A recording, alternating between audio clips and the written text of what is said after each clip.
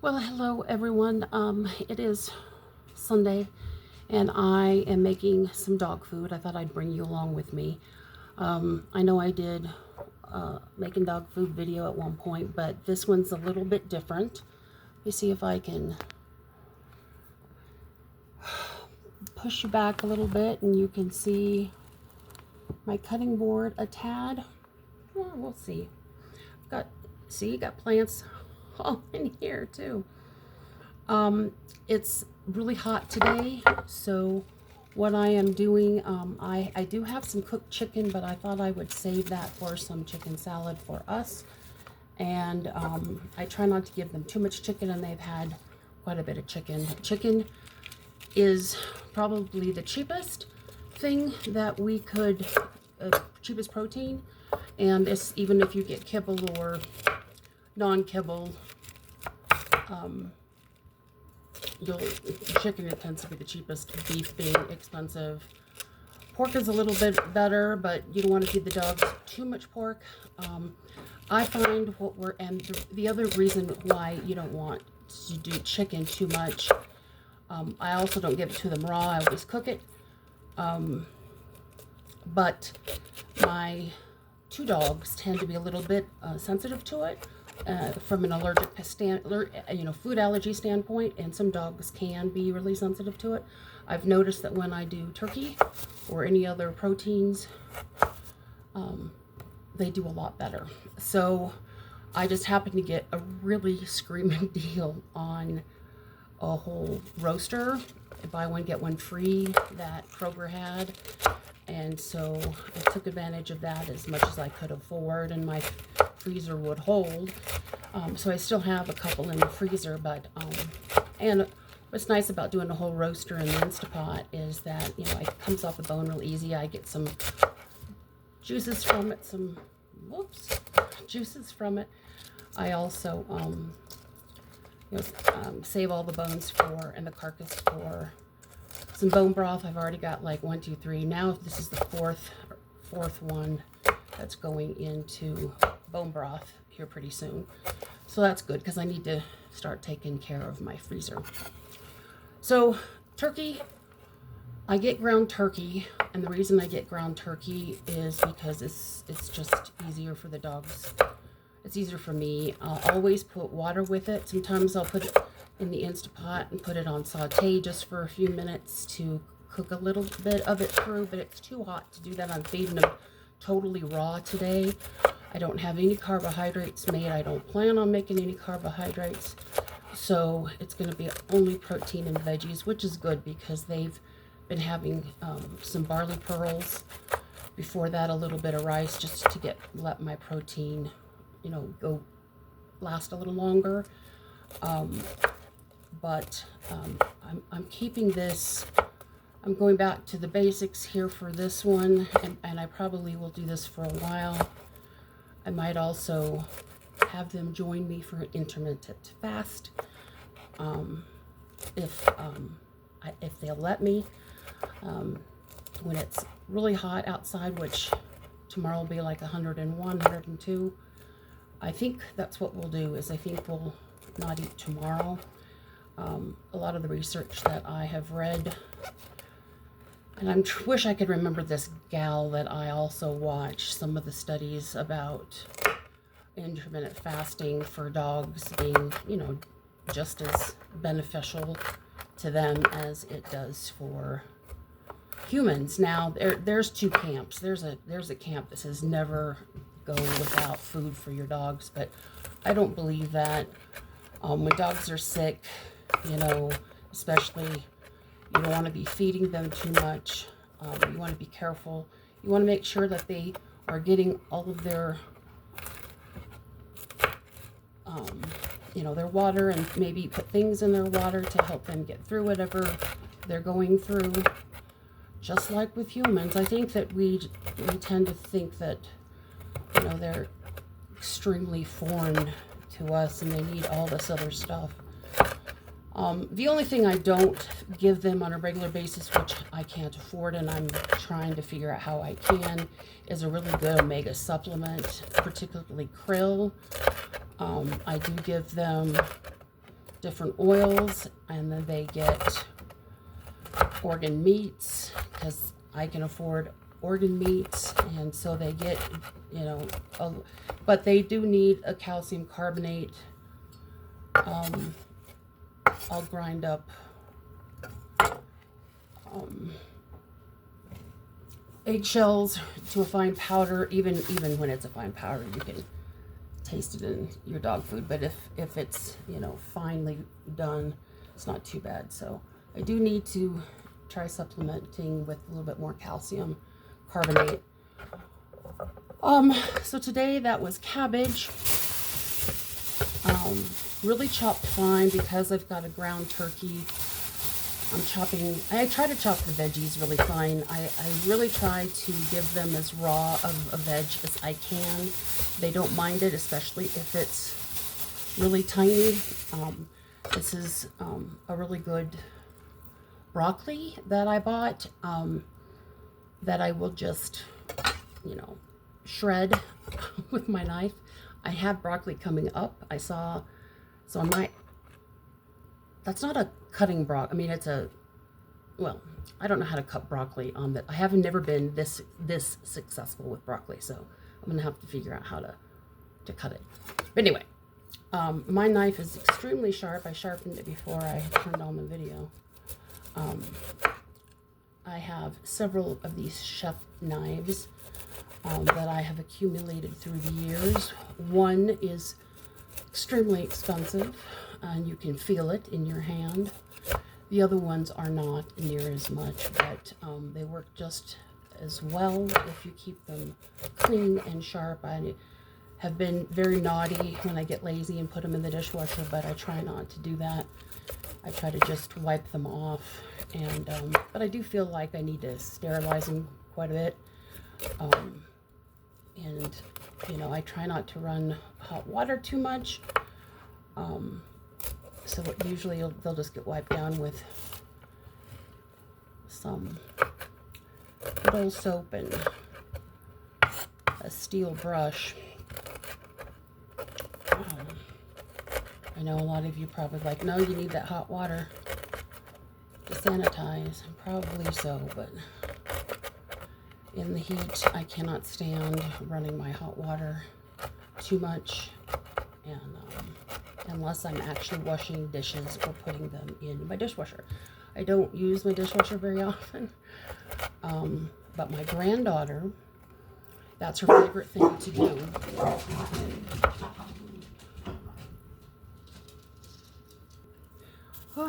So my daughter's up, and so is her friend. They are going to the Ren Fair. Today's the last day for Ren Fair. Colorado has one of the biggest, I think it is the biggest, Renaissance festivals that in the country, and so we do get a lot of tourism from that. They hold it the same place every year. That, and boy, with today being as hot as it is, but they've got they know what they're doing. They go every year. I go a couple times, and I need to pull apart some of this garlic. There we go. Oh my gosh. One went under the, crap. One went under the fridge. This is very dry garlic, unlike the squishy ones that I was keeping. Oh my goodness.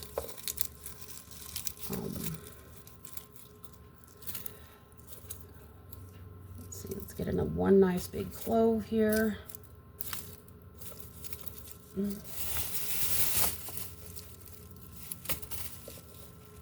Tiny baby. I'm gonna plant garlic this year. I gotta find I think I'm just gonna do a purple Russian hardneck. And I got a lot to clean up I gotta do.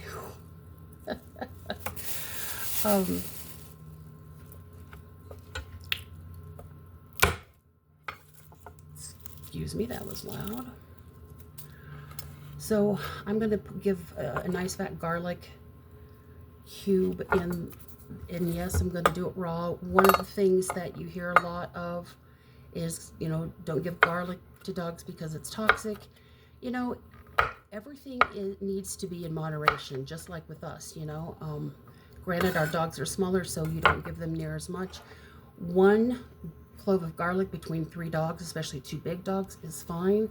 But there's and I will try to remember so I can be a little bit more intelligent on video. There's a chemical reaction that happens when you open up garlic and expose it to the air, and it basically, when it hits oxygen, it gets rid of that one chemical that kind of bothers dogs. So if you just need to open it up, let it rest for about 10-15 minutes. By the time I cut everything, I try to do this first, just because by the time I cut everything up and I stir everything up and I put all the added things in and I stick them in their bowls, it's been 15 minutes. So again, I'm gonna cut this up really fine, and I always cut it up with my turmeric. Now I got a nice big thing of turmeric. I needed some more. With dogs, you don't have to worry about peeling it like you would with us, but I usually do a pretty decent size, and the reason I do that, garlic is just a good antifungal, antiviral. It really helps with controlling yeast, which my puppy tends to have a lot of yeast, especially if they have too much carbs or complex carbohydrates or gets too many treats. You'll start to notice a lot more itching.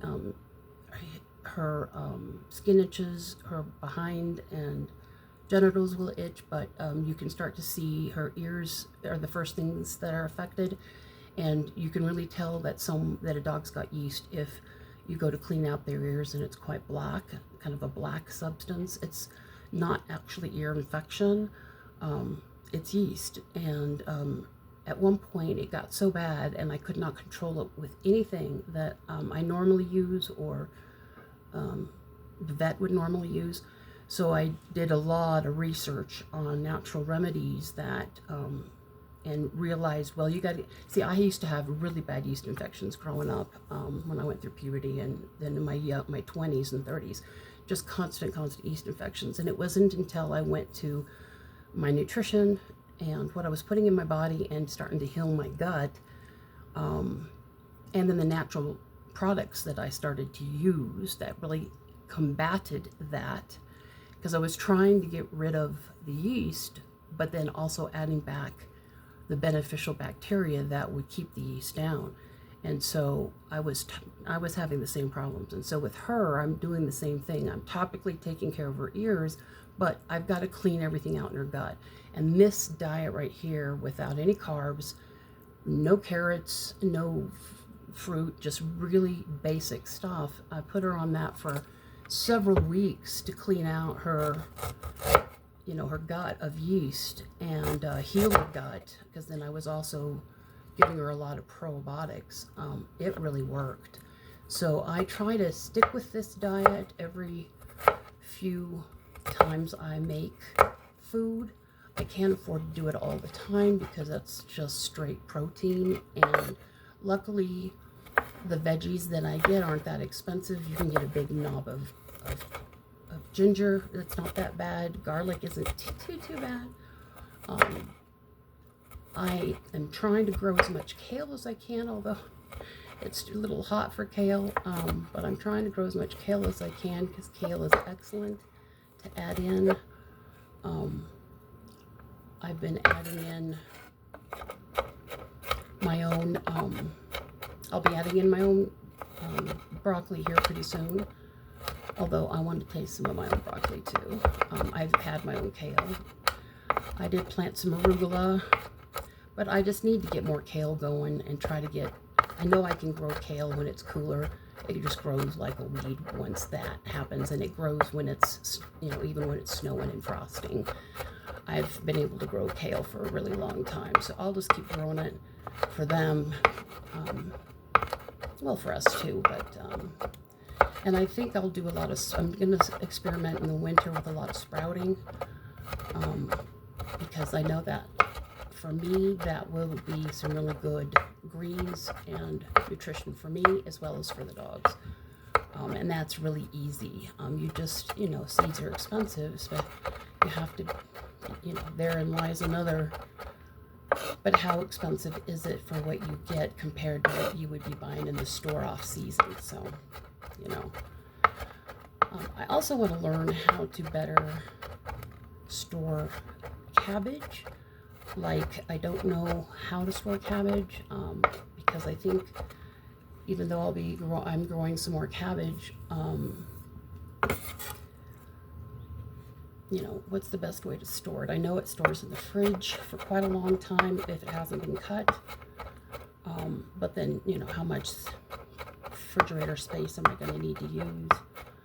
I don't have a cold cellar or lauder or anything like that.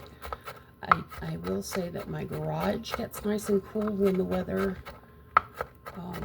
changes, but like right now it's hot as heck, and so I've been worried about some of the food storage I have out in the garage, actually, with some things going a little rancid. So I don't really have the best places to store things. So does that mean I turn everything into a canned sauerkraut or kimchi or something? I don't have another freezer. So if you know, let me know. Okay, that was garlic. That was ginger. I have raw turkey. I have cabbage and broccoli. And then that's it. So I'm going to add some turmeric. Turmeric is great for my older dog pain relief. I'm going to add some of that. Here's some more omegas. I will add the ground flaxseed, because that's a really good one. When you add turmeric, you always want to add a little bit of fresh ground pepper to help activate that turmeric in the body. And then I'm going to stir the heck out of it. I think that's all I need in here. I'm not going to, of course, taste it for you like I did with the other stuff because it's raw turkey. And the dogs are just like, okay, hurry up, Mom. Hurry up. So I'm going to stir this up. I'm going to stir this up and make me some coffee. I know it's going to be hot, but I want some coffee. I need something else to eat, too. I'm going to be looking for a few minutes. I'll be right back. Now, I split that 3 pounds. I usually will add quite a bit more and make it last for 2 days. But since they got kind of a smaller meal yesterday and we are going into an intermittent fast, I thought it made a lot of sense, especially since it's noonish, to go ahead and just split it all up. I didn't want to leave any raw stuff in the refrigerator anyway, or you know, cook it. I also need my Instapot cleaned. I usually use the Instapot as the bowl for Charlotte because she's the tallest one and the puppy, and she needs the most nutrition anyway. And you know, when they eat it raw like this and it's ground with water, a lot of times they don't chow down on it or eat it as fast as like they would other, you know, chunky food. When you've got it just kind of in this hamburger mush or, you know, ground minced mush, especially my oldest dog has gotten to the point to where she'll kind of lick and then chew. So she eats very slow. Motley has really, now that he's gotten a little older, he was terrible when he was a baby too. I rescued him when he was 9 months and he was still quite the puppy. And so he ate very fast, but he has slowed down and learned, and especially when it's in this form, they like to lick it. And even my puppy goes a lot slower. So that's a good thing. I know it's nowhere near Christmas, and I hate using mugs that are Christmas themed this early, but it somehow was on the shelf. It was clean, so there we go. I'm going ahead and using it. I don't know if any of you guys use this or have ever tried this yogurt, brown cow yogurt. The reason I love it is because it has cream on top, and very few whole yogurts on the market will have a cream on top. I always get plain. I never get anything with sugar or, you know, sugar or anything in there. And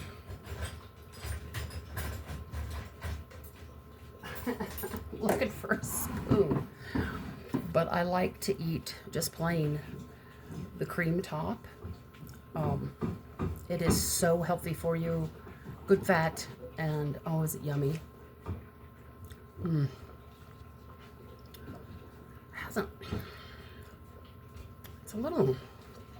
Hasn't been sitting out very long, and it just seems warm. Well, not warm, but not cold. I need to, you know, unfortunately the sun bears down on the front of my fridge at a certain time during the day. I noticed. The other thing that's in season are plums, and I have fallen in love with this red plum. I definitely want a red plum tree. I have tasted the black, and I know that there's a light colored plum that I want to try, but I know this one will grow here. So next spring, I will be planting a couple plum trees. Not sure where. They may end up in the front yard because I want to keep them small. I'm going to wash these, and that's what I'm going to have for lunch. It is hot up here, and there's no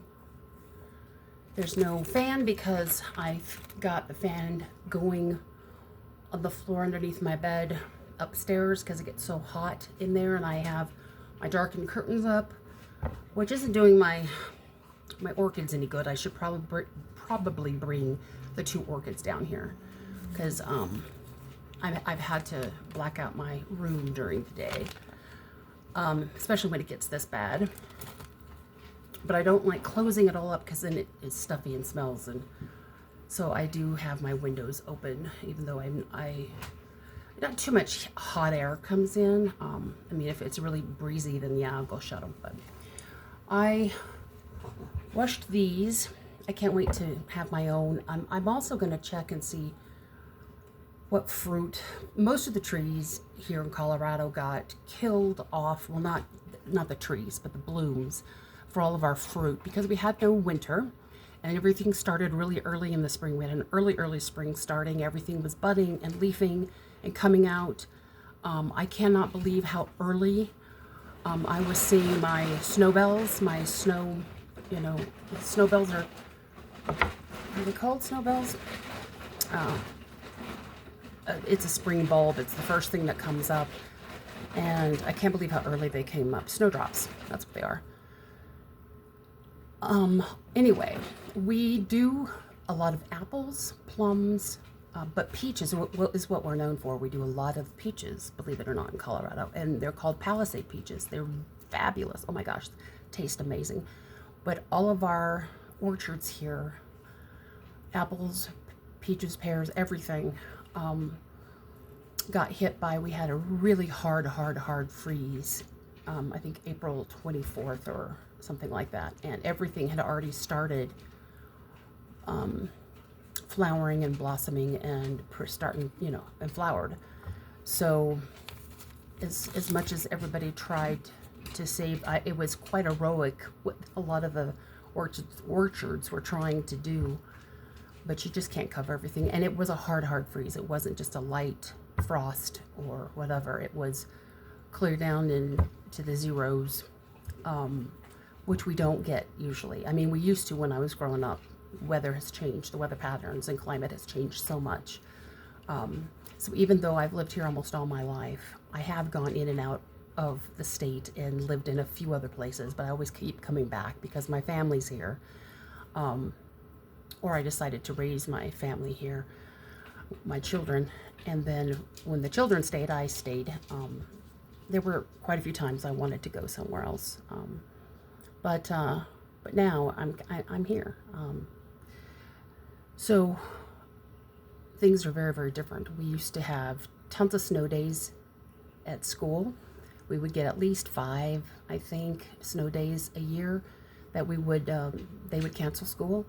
This year, or this time now, we don't have any. The school districts don't allow any snow, and if the only thing they allow is for inclement weather, which means usually below freezing. So my Motley hit the outside button, so I'm gonna go. All right, well that's it, because we're at 25 minutes, so hope you enjoyed that. Thanks for watching, and see you on the next one. Thanks, bye.